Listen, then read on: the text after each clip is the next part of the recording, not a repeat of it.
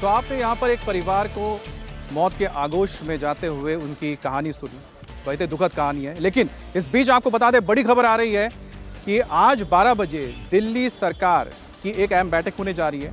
मुख्यमंत्री रेखा गुप्ता ने मालवीय नगर की इस घटना के बाद एक अहम मीटिंग बुलाई है और इसमें चर्चा की जाएगी मंत्रिपरिषद में कि आखिरकार आने वाले वक्त में इस तरह की घटनाओं को कैसे रोका जा सका है, क्योंकि लगातार सवाल यही तो उठाया जा रहा है। पिछले सालों से ऐसी घटनाएं होती है, लेकिन कोई ठोस कदम नहीं उठाया जाता, कोई रोड मैप तैयार नहीं, कोई सिस्टम तैयार नहीं कि ऐसी चीज़ों को रोका जा सके। और आज इसी पर ही बातचीत होने जा रही है 12 बजे। इसके अलावा जो इस अग्निकांड में घायल हुए हैं, ऐसे मरीजों से मुलाकात करने के लिए खुद CM Rekha Gupta max hospital आने वाली है, क्योंकि मैक्स हॉस्पिटल में ही इन घायलों को इलाज के लिए भेजा गया है।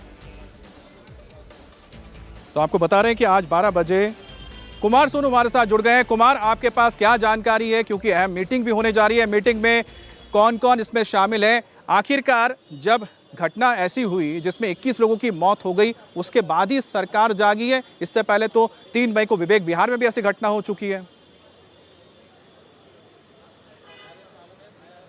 देखिए, बिल्कुल मैं आपको सबसे पहले बता दूं कि दिल्ली की मुख्यमंत्री रेखा गुप्ता पहले जो है साकेत के मैक्स हॉस्पिटल में घायलों से और उनके परिवार वालों से मुलाकात करेंगी, उनके हाल को जानेंगी, उनकी तबीयत को जानेंगी, तो जो उन्हें सुविधाएं दी जा रही है उनके बारे में जो है जानकारी लेंगी। और उसके बाद सीधा दिल्ली सचिवालय जाएंगी, जहां पर मुख्यमंत्री का कार्यालय, और वहां पर अपनी कैबिनेट के मंत्रियों से, संबंधित विभाग के जो आला अधिकारी हैं, जो सेक्रेटरी हैं, चीफ सेक्रेटरी हैं, उनसे, निगम के जो अधिकारी हैं, आला अधिकारी, उनके साथ एक हाई लेवल मीटिंग करेंगी, जिसमें यह तय किया जाएगा कि ये घटना के लिए एक तो जिम्मेदार कौन है, कार्रवाई इसमें सरकार की तरफ से क्या की जाए, साथ ही साथ भविष्य में इस तरह की कोई भी घटना सामने ना आए जिसमें कि किसी भी तरीके से कोई जान माल का नुकसान हो, उसको ध्यान में रखते हुए आगे सरकार का प्लान ऑफ एक्शन क्या हो, उसको ध्यान में रखते हुए एक एक पॉइंट्स को लेकर चर्चा होगी।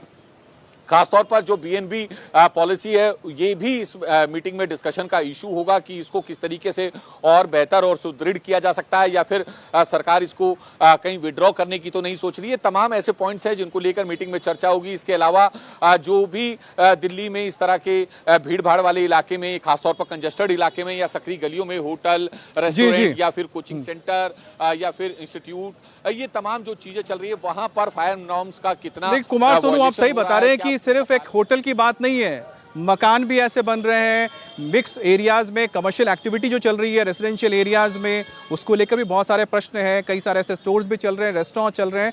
तो सिर्फ एक होटल की बात नहीं है, ऐसे कितनी सारे कमर्शियल एक्टिविटीज जो चल रही है रेजिडेंशियल एरिया में, हर चीज पर नजर देने की जरूरत है। अब जिस होटल की हम बात कर रहे हैं मालवीय नगर, जिसमें इतना बड़ा अग्निकांड हो गया, 21 लोगों की मौत हो गई, अब जो फ्लोरिस्ट स्टे होटल है, आप सोचिए कि इन्होंने कोई भी एनओसी नहीं लिया था और ना ही यहाँ पर कोई फायर सेफ्टी के नियम थे। अब आने जाने के लिए इस होटल में सिर्फ एक ही रास्ता है, एक ही रास्ता बना हुआ था। मेरे पीछे ये होटल है, अब इसमें आने जाने के लिए एक रास्ता है। छत पर जाने के लिए जो रास्ता था वो ब्लॉक पड़ा हुआ था कि लोग बचने के लिए छत पर चले जाएं।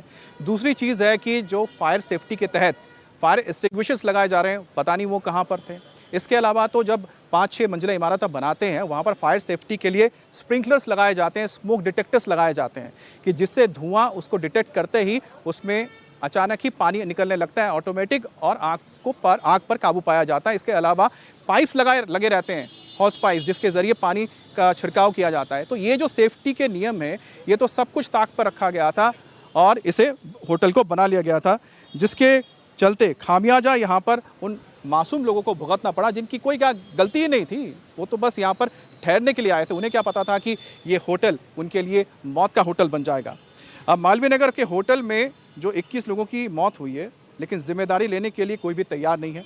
अब पुरानी सरकार को ब्लेम किया जा रहा है। आरडब्ल्यू अध्यक्ष हाजी कल्लू ने हमारी सहयोगी अनामिका से कहा कि पिछली सरकार, विधायक इसके लिए जिम्मेदार हैं। जब उनसे पूछा गया कि एमसीडी और पुलिस की कितनी जिम्मेदारी है, तो सुनिए हाजी कल्लू ने क्या जवाब दिया।